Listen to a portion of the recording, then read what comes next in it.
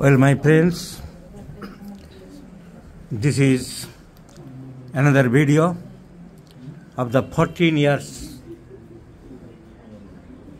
age of a child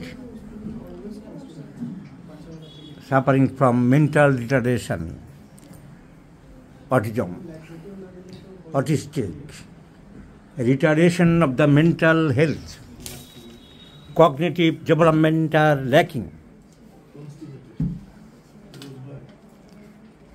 no response, cannot talk, aphasia.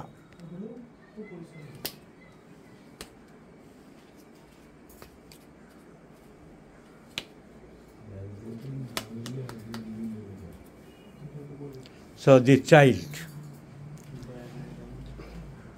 একে আমরা phosphorus prescription করলাম। কেন করলাম সেটা বলছি, আর ভিডিওটা দেখানোর এটাই উদ্দেশ্য, পরবর্তীকালে ইমপ্রুভমেন্টটা আমরা কতটা পেলাম সেটা আগের ভিডিও না রাখলে বুঝতে পারবো না। তো অ্যাটেনশান নেই,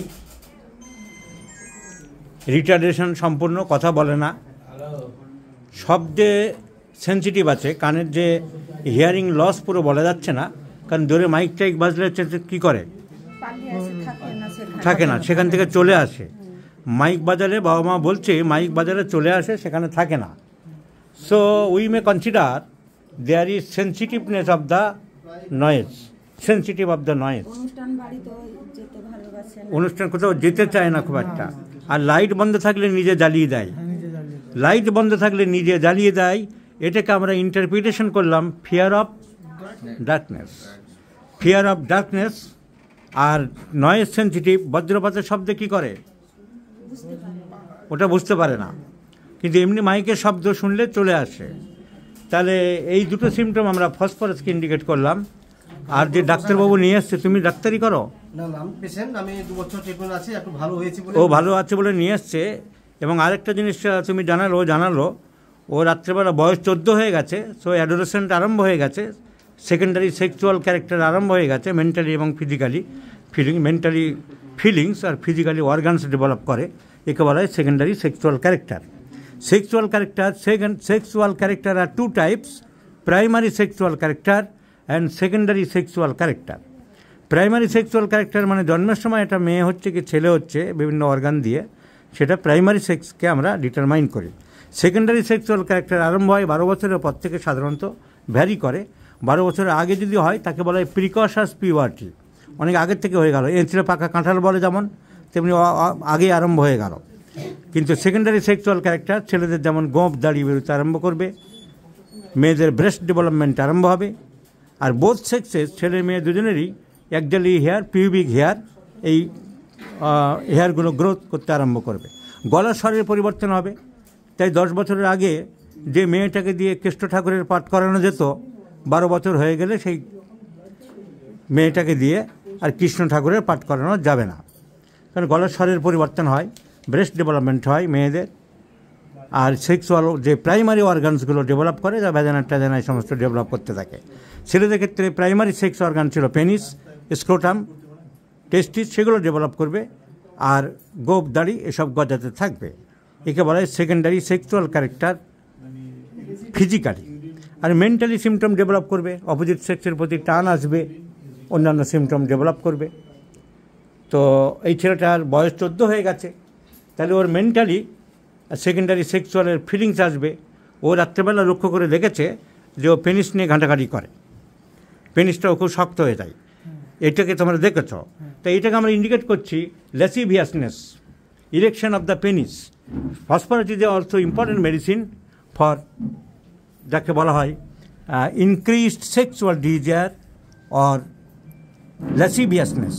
যদি তুমি কেন্টের রেপার্টরি খোলো, নরেন বন্দ্যোপাধ্যায়ের বই খোলো, এসব পরিষ্কার করে বলা আছে। তাহলে এই সিমটমটাকে আমাদেরকে আরও উদ্বুদ্ধ করলো যে phosphorus is the choice of medicine. যদি আমরা কেন্ট রেপার্টরি যাই, দি রুব্রিক ল্যাসিভিয়াস আমি এখানে দেখিয়ে দিচ্ছি। তা এখন থেকে সেক্সুয়াল ডিজায়ারটা ইনক্রিজ করছে। So lasciviousness, phosphorus is in the first grade. Naren বন্দ্যোপাধ্যায়ের বই যদি খোলো, যে পেনিসের এই যে উত্থান বা খুব বেশি স্ট্রং হয়ে যায় সেটাকে বলা হয়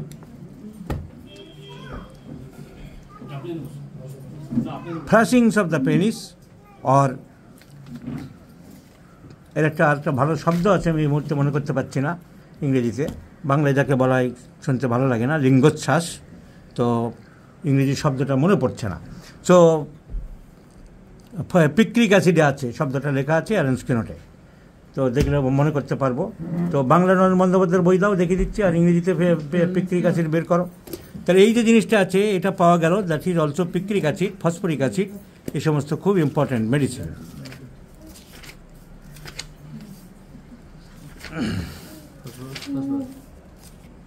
যেটা মনে পড়েছে, মনে পড়ছিল না, একে বলা হয় স্যাটিরিয়াসিস। ইংরেজি শব্দটা হচ্ছে স্যাটিরিয়াসিস, মানে strong of the penis is very hard. তো এবং ফসফরাসের এটা খুব ইম্পর্টেন্ট সিমটম।